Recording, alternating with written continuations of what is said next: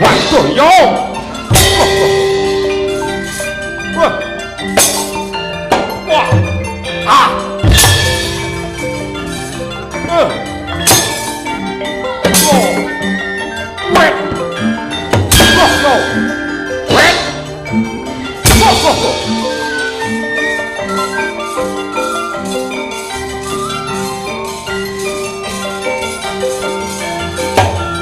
What?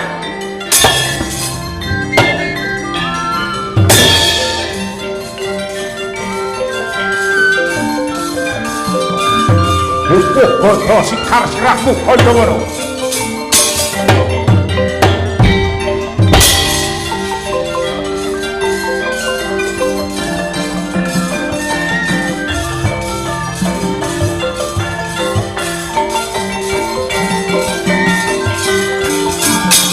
Awas, mo.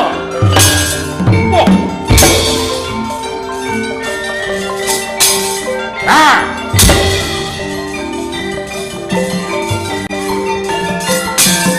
Yak. Wah. Wah, ngapain? Jangan. Yeay. Out. Oh. Ah.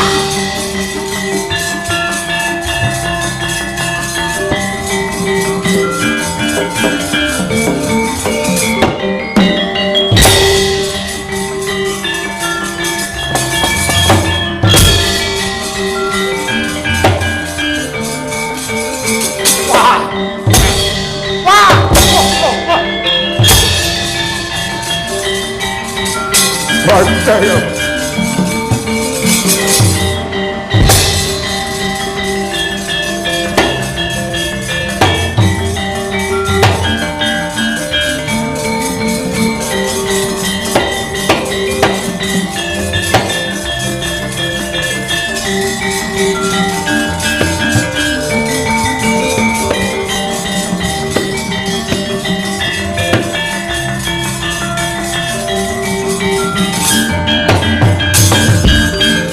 Sancot kumrekut ngembat watang ngraboso mungsuh tangkep jojo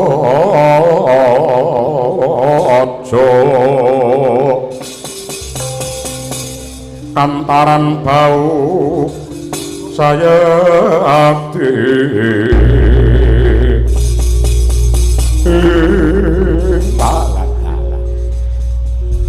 jagat Dewa Bathara ya jagat Mangestungkara. Tekadku wis kenceng, niatku wis gembleng. Sucitra budal saka ing ngatas angin. Nyatane ala tanpa rupa aku iki anak Resi Dwapara.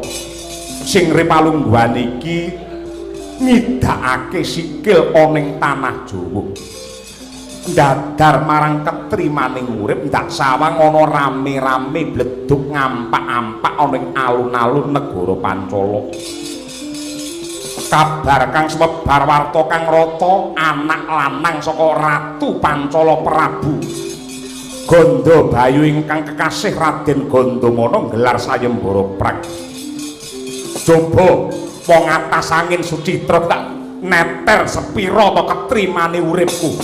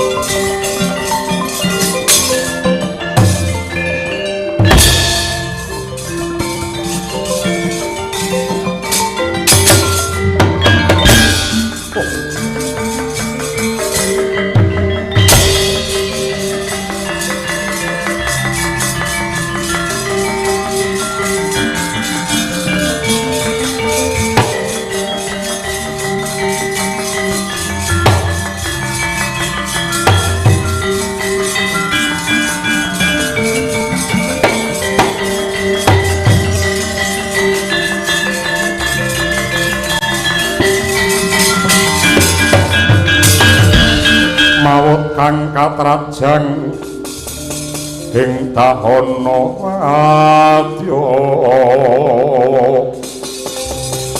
sangkep kaprabon prang kang abramarkata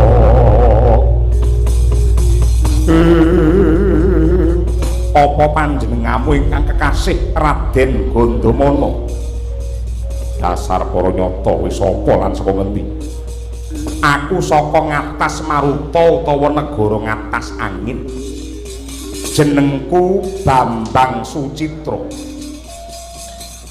kabar sing rata kowe nganakake sayembara prang bener sapa wae sing bisa ngasorake kridane Gandamana wenang ukup Mbak Yuku Dewi Gandawati upamane wong jaba saka tanah Jawa Sucitra iki nderek mupu sayembara apa dikeparengake sapa wae aja mung menungso yen perlu diwa mudhun gawan bledhek paton pinter jebol dadare Gandamana sing wenang mengku sekaring kedaton Pancala yen ngono aku tak nyoba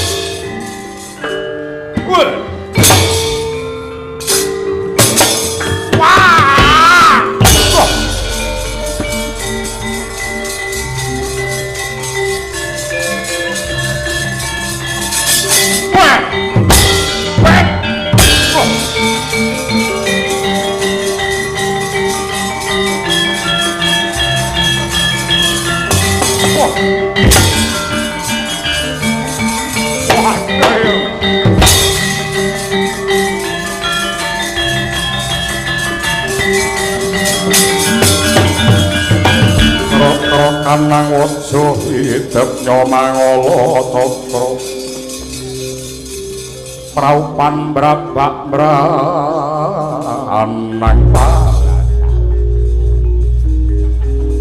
paribasan nganti kaya gejruk anggenku nandingi lawan Gandamana. Tangane antem tur ngeling antem nganggo Rama tuntak deblak deng kowe.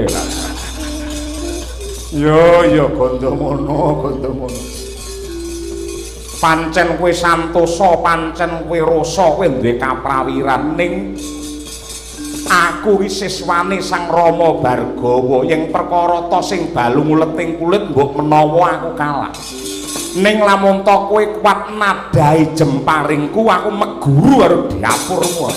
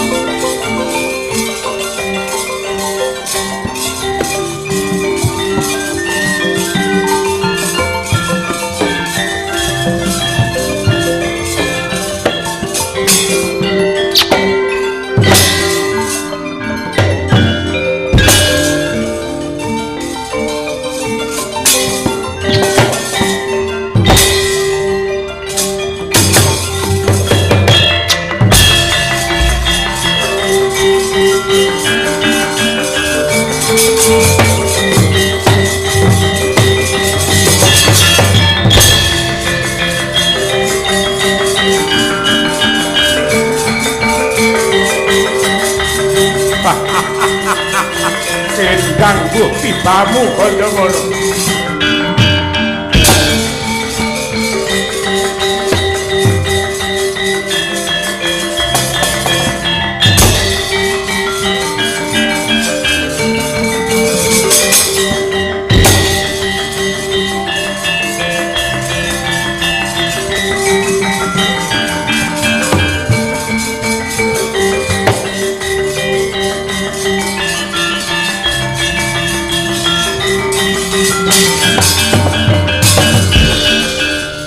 Sawang iki putra Ngastina ing lagi katriwandan. Yektine anggene ngedekake sayembara ki bakal ndak emutake nanging semune wis kebacut. Gilang-gilang kuwandane mbuh mati mbuh urip. Muga-muga Ratu Ngastina Prabu Pandhu Dewanata isih duwe kemandhen lan kabeh mau dadi keparengi Gusti sing nyipta jagat. Muga-muga Gandamana bisa waluya jati temah mulya.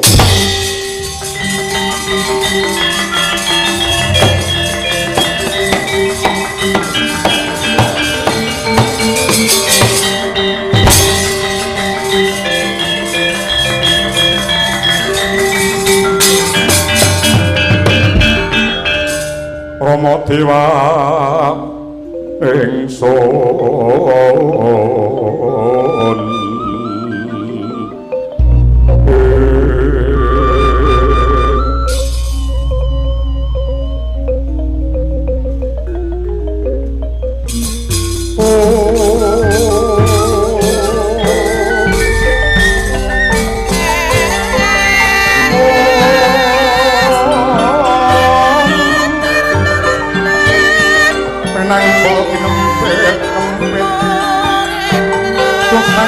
ning kawana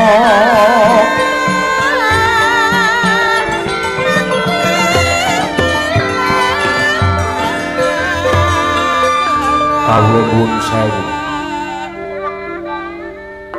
menawi boten lepat ingin dados pamawas kula menika sesembahan kula Narendra Agung ing Ngastina Sinuwun Prabu Pandhu. Kula ngaturaken sembah pangabekti kunjuk sarta ngaturaken panuwun ingkang tanpa pindhan.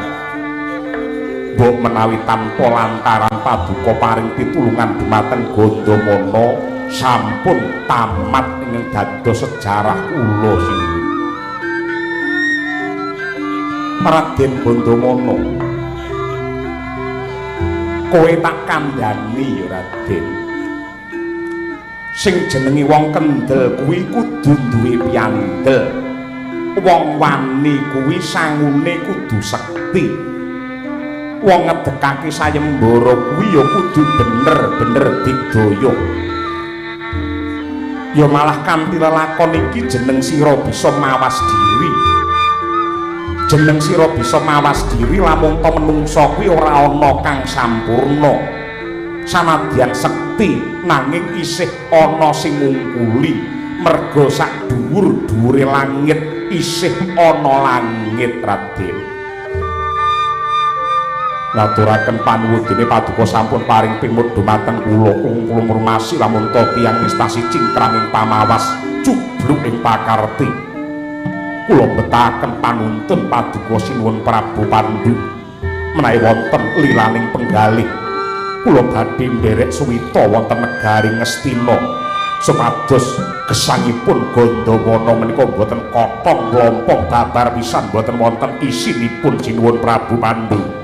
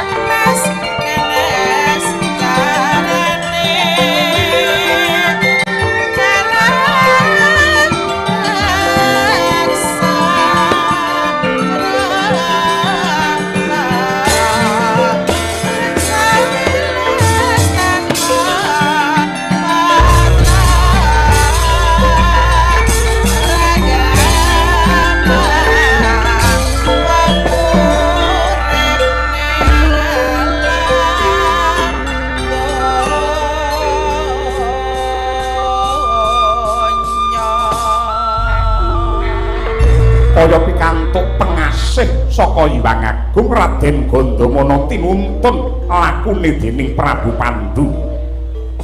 Kejaba kaangkat mangka dados putra siswa ugi kaangkat derajate dados patih wonten ing negari Ngastina. Mangkono nenggih Sang Sucitra ingkang katetepaken mangka dados garwa sekaring kedaton Pancala nenggih Dewi Gandawati. Lan ugi jumeneng Narendra wonten negari Pancala Sang Sucitra kanthi ajejuluk Prabu Drupada. Mangkono ganti ingkang cinarita ora kaya ing mapan wonten ing kedhatone buta. Candrane nganti kaya dwirada ingkang medhot saking wantilan.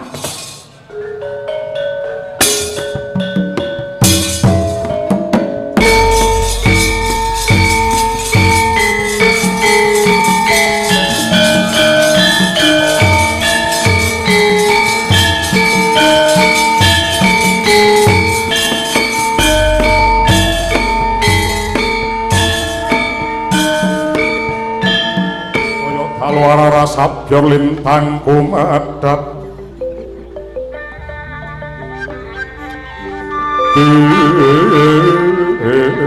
este sonyo tengah wangi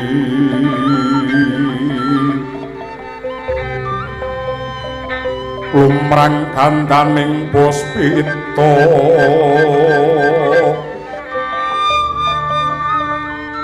karangwaning putyanira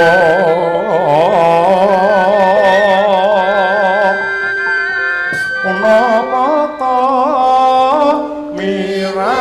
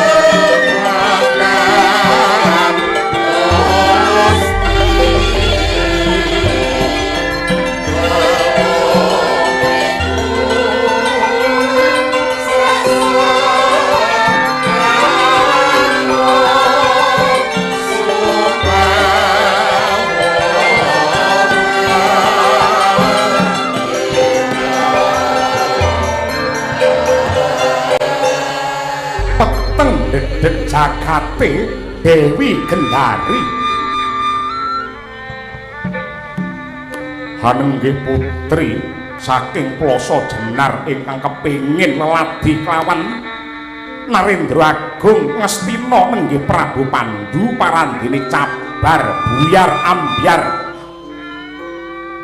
nadyan to kaboyong marang negari Ngastina parandene ora bisa leladi kelawan mustikaning jantung malah ngrawati rakanira sinuwun Prabu Pandu nenggih sang Adipati Destarata.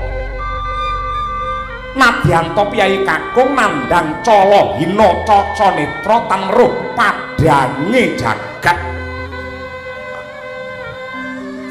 Pramila liulung layung bingung rasane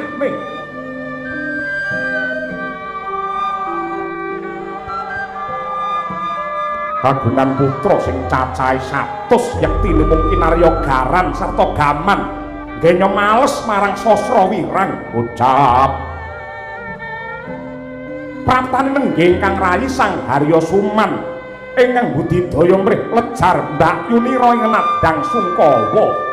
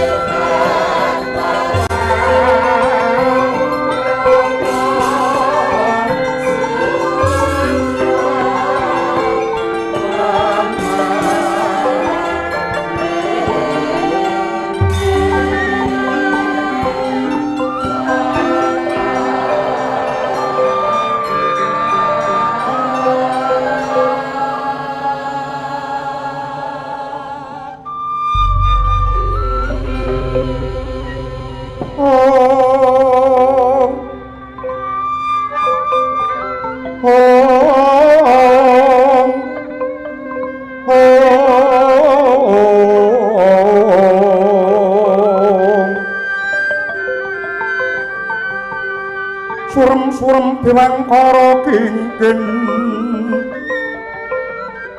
lir manguswa kang layon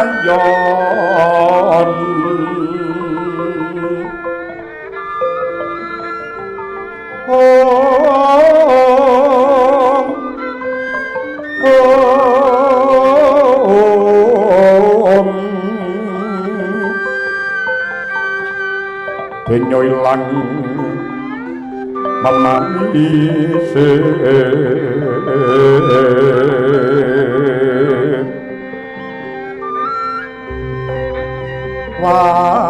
watananira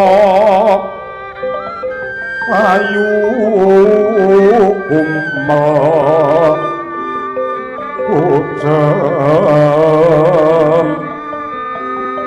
rahnya maratani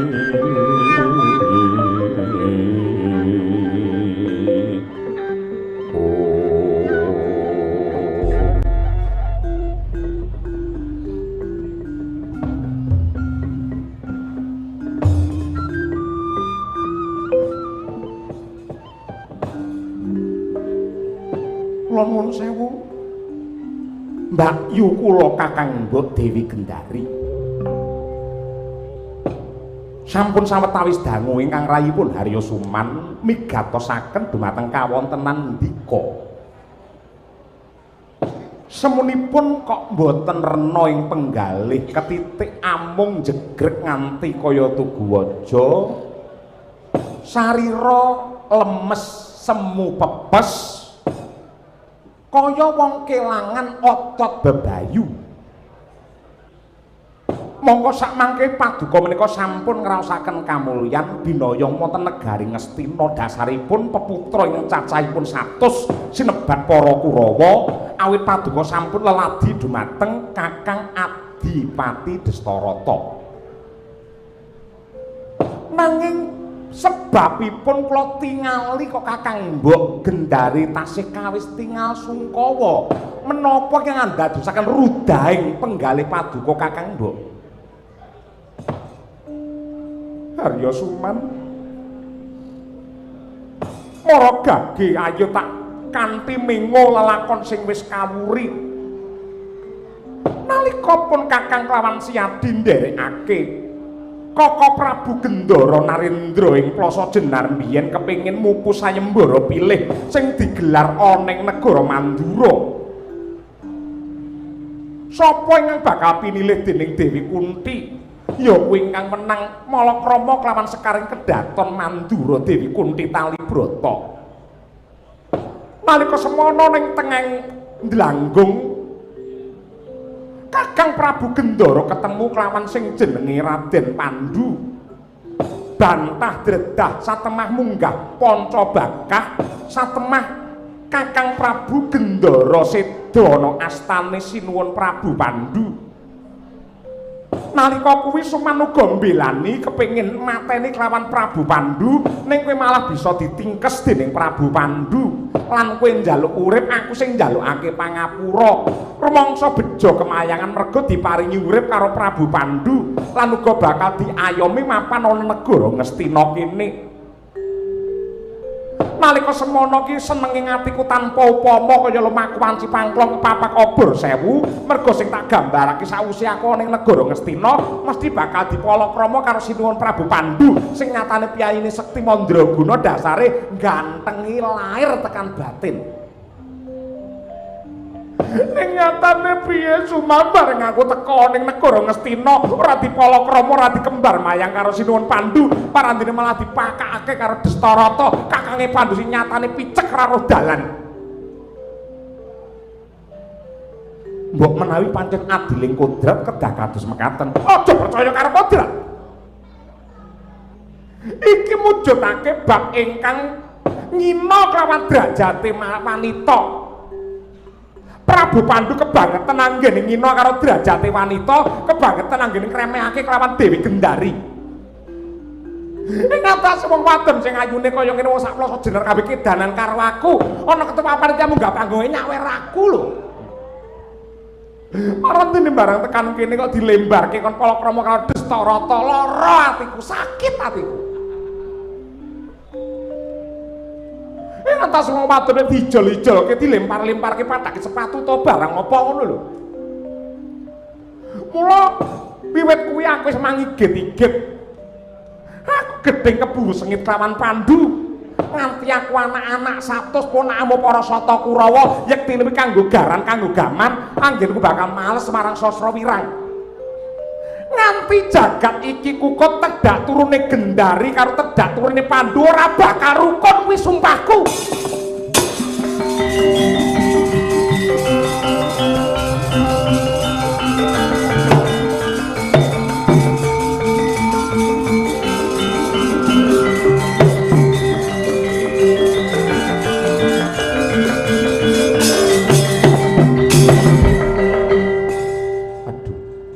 Kakang Mbok nek ngantos kados mekaten. Kula atur emut Kakang Mbok, ora perlu ngelingake marang aku. Atiku wis remuk remuk bubuk dadi rempon. Aku wis ora ana pedahe urip ana Marcapada. Ora ana gunane Gendari mapan ana negara Ngastina wis ampas brabak kaya sampah sing ora ana dayane apa-apa. Kakang Mbok.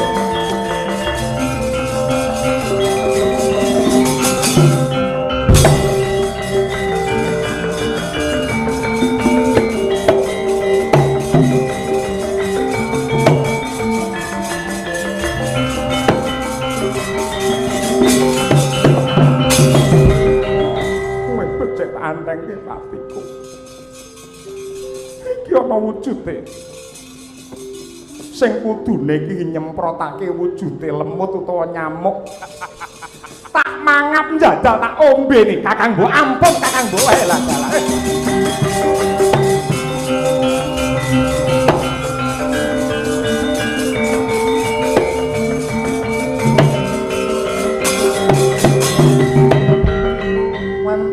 Gagat injang sakaring amung taksih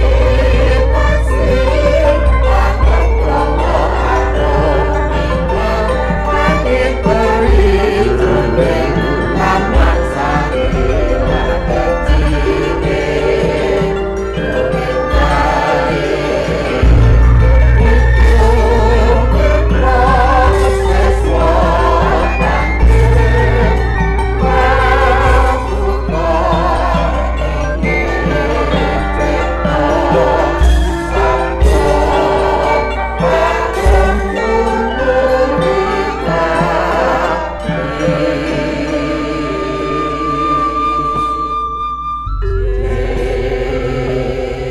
wonten Ngastina mriki Kakang Mbok Gendari mboten ijen.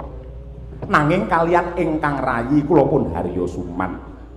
Mulya ya wong loro, rekoso ya wong loro. Atiku wis ajur mumur sampun ngantos ngaten. Kula mangke ingkang badhe nindakaken sanggit rungsit reka daya sandhi upaya supados negari Ngastina menika dados panguwaosipun Kakang Mbok Gendari. Banjur carane piye? Carane piye Suman? Nuwun sewu ngibarate ngrubuhake wit-witan sampun ngantos dipun pronggol, dipun kethok witipun ning kedah dipun paprasi wiwit saking pangipun. Prabu Pandhu menika ngibaratipun wit, pange ora ana liya kejaba patih anyaran sing jenenge Gandamana. Nika badhe kula golengke. Ora sepantang suruh samakan mitro pasarian nami wantono ramu orang kalingan angkrangan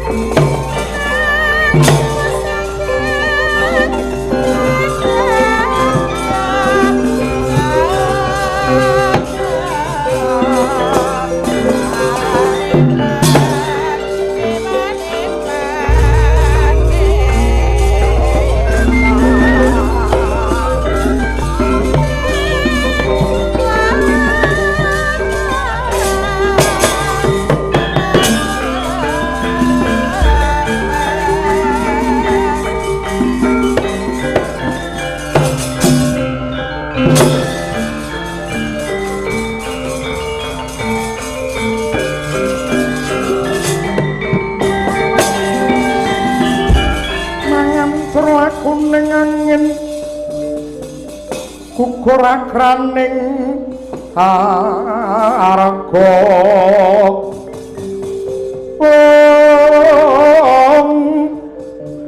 kura-kurnita reh kagiri-giri horeg bumi prakempita padula mangambak-ambak udan treswar lan lesus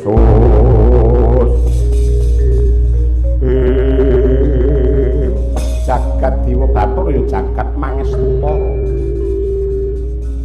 Sak ngertiku wong Ngastina kuwi ora ana sing gedabel ngene iki.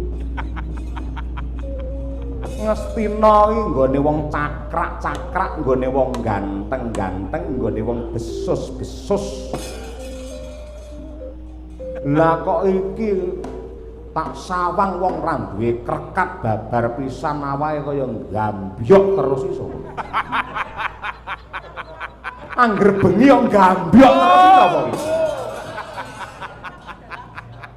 Mila sesasi ping 6 mawon. Ora iki dudu wong Ngastina to? Senes. Buta ngendi? Nggih. Ndara tepang Gladi Wano Sukoharjo Nes. Kula buta wingking saking negari Pringgondani. Pringgondani? Nggih. Jenengmu? Kula putra saking Rama Prabu Trembuka, nami kula pun Brajadenta. Brajadenta nggih. Jengandika sinten? Kadang anome sinuwun Prabu Pandhu. Ya iki sing jenenge Harya Suman. Oh, Harya Suman. Melek to gambyok ya. Raup. Ngopo kok nganti tekan ana ning negara Ngastina? Nggih. Yektanipun waleh-waleh menapa Raden? awrat dipun utus dening sesembahan kula Kanjeng Rama Tremboko supados nyaosaken layang utawi kintaka katur dumateng sinuwun Prabu Pandhu Dewanata.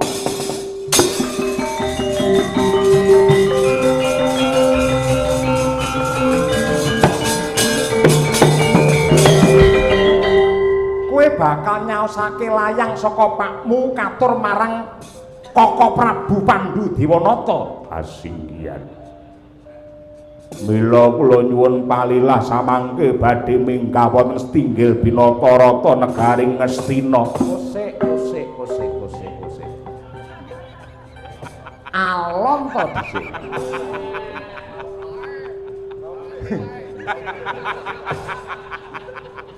Lah kula raupi mangke pacaan kula ya luntur kabeh.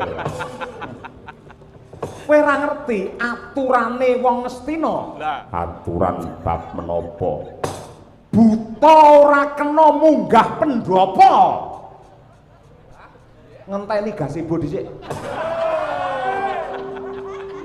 Lek ngantuk, ya turu ning gazebo kono. Banget. Aturane ya kudu kejem, lek ora kejem do turusan turut pawon golek piring kok doan.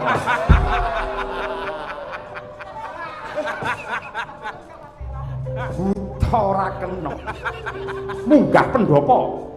Aduh. Mongko wanter pangandikanipun Kanjeng Rama mboten wonten priyagung ingkang wenang nampi layang menika kejawi namung sinuwun Prabu Pandhu pribadi. Kowe duwe niat, pakmu duwe niat ngono monggo ning aturane Ngastina ki ngono kuwi. Mangke kula pijeti. Ora usah pijet-pijet piye ora.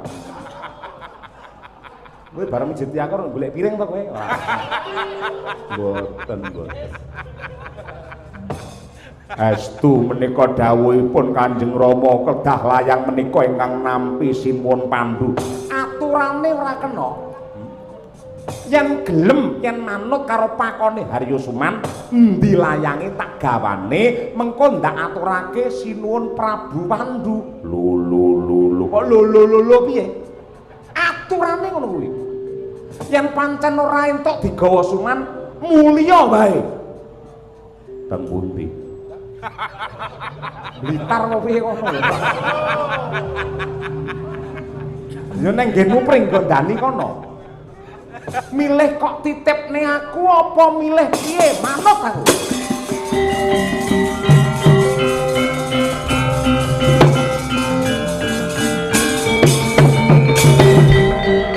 Nggih. Yen pancen mekaten apa boleh buat. Monggo menika layangipun ning menawi ngantos wonten teteling lak suwek ing dlancang mangke ora aku wis kulino nampa layang pirang-pirang ini kulino. Wis ndak tampa nderekake Sugeng Kondur. Woi nundung wong iki nggih pun pamit.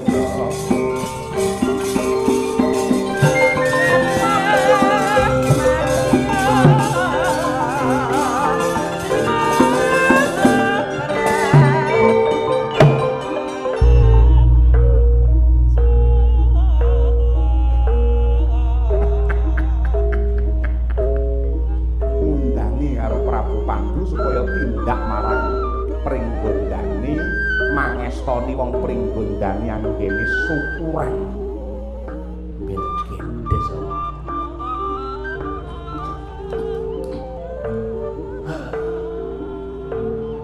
Layang undangan iki tak ganti dadi layang penantang rame lakone salon.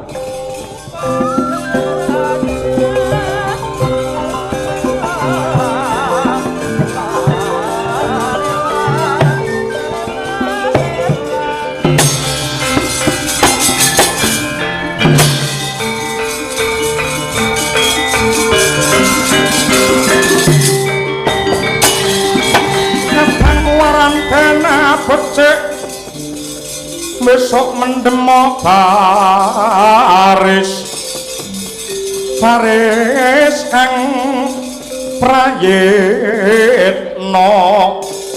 Yosaranta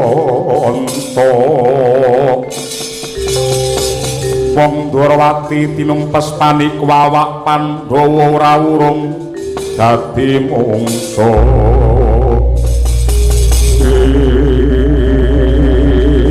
wanter amiji dumateng ingkang putra kula pun Kurupati Cemadung dawuh paman Paman Harya Suman kula pun Dursasana nyadong dawuh katut pundi kabaripun kula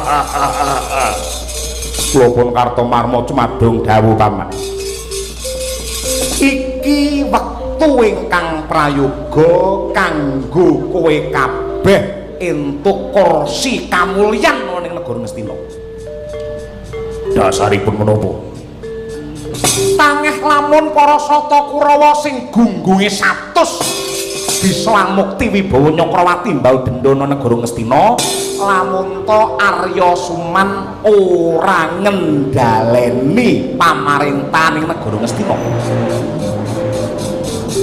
luwih dhisik sing kudu disingkirake wong sing cedhak karo ratu ora ana liya ya kuwi Gandamana pamanmu iki ora bisa sumanding kelawan Sinuwun Pandhu ora bisa ketengen karo Sinuwun Prabu Pandhu merga enek Gandamana yen Gandamana bisa disingkirake mengko sing ngendhaleni pamaréntahan negara Ngastina nadyan to ratune iki Prabu Pandhu ning sing duwe utak, duwe akal, duwe pertikel iki mengko ora ana Harya Suman kanggo srana mulyake goleke kamukten para Sata Kurawa lajeng samangke kedah kados pundi Ripalungguhan iki anggenmu dandan aja kok kendhoni kepara malah kenceng ana sakanane Kurawa budhal marang Pringgondani perlunipun menapa sepisan ngawat-ngamati lakune Gandamana upamane mengko mbuh dadi rame utawa ora wis ndak cawisi wujute sumur upas wis ndak cawisi sumur upas reka dayanen supaya sing jenenge Gandamana mengko tanpa daya dipiloro setengah mati cemplungke ana sumur upas leng niku pepundhen kula niku paman kula wong golek kamukten mateni karo pamane iki ora dosa ngerti lho pirang-pirang cara kudu ditindakake yen ra ngene ra kelakon kowe dadi wong sugih mudeng nggih nanging ora usah nganggo nanging mengko manut karo perintahe Suman sing baku budal ngono wae nggih ngestuaken saya